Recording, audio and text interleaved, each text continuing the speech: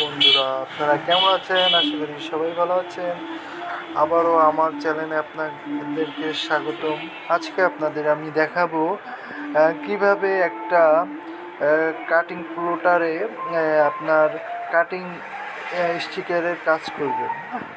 আমরা প্রথমে এই পেপারটা সাইজ অনুযায়ী বসিয়ে পিছনে ক্লাম্প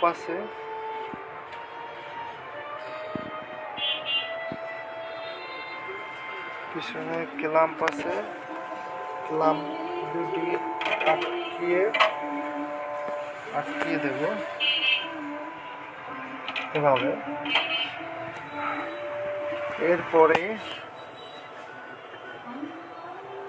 এরপরে ঠিকভাবে যেখান থেকে কাটিংটা শুরু করব পেপারের, ওখান থেকে মেশিনের হেডটা নিয়ে আসবো।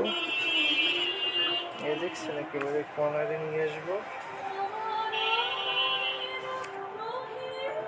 তারপরে দেখে নেব যে আমরা যে ফোর্সে মানে যে স্পিডে কাটি সেইটা ঠিক আছে কিনা।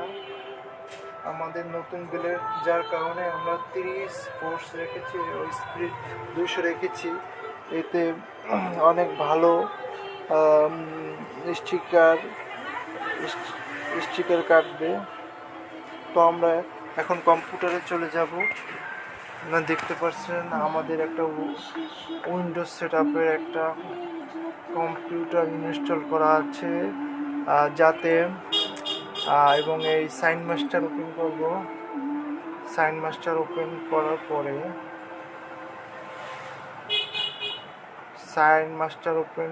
এবং নিউ ডকুমেন্ট নেওয়ার পরে আমাদের ফাইলটি রেডি করাই আছে। এখানে আমার ফাইলটার নাম হচ্ছে গিয়া 10x12 কাটিং ফাইলটা। এখানে জাস্ট ইনপুটে যাব। ইনপুট অপশনে যে আপনার এই 10x12 ফাইলটা, এই 10x12 ফাইলটা এইভাবে এটাকে ক্লিক করে এটাকে জাস্ট ওপেন দেব। এই ফাইলটা কাটতে হবে। এটা ফাইলে আনার পরে এখানে হচ্ছে গিয়া কাটনাউতে দেওয়ার আগে এরিয়া টেস্ট করে নেব। আসলে আমি যে স্টিকারটা দিয়েছি ওই মাপের আছে কিনা। স্টিকারটি এর জন্য সঠিক হওয়ার জন্য এরিয়া টেস্ট দেব। এরিয়া টেস্টে দেওয়ার সাথে সাথে মেশিনের এরিয়াটা নেবে। এই নিতে আসে, দেখছেন এই আমার পেপারটা ঠিক সাইজের আছে কিনা। এরিয়া টেস্ট নেওয়া হয়ে গেল। এরিয়া টেস্ট নেওয়ার পরে এখন আমরা এটাকে আমাদের মেশিনে কাটিং করার জন্য কাটনাও দেব। কাটনাও দেওয়া শেষ।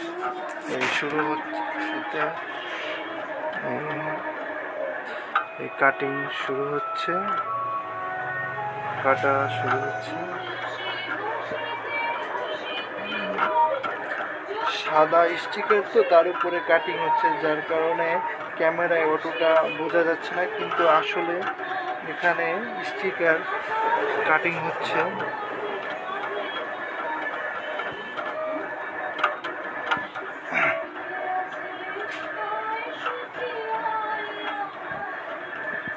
ধন্যবাদ বন্ধুরা।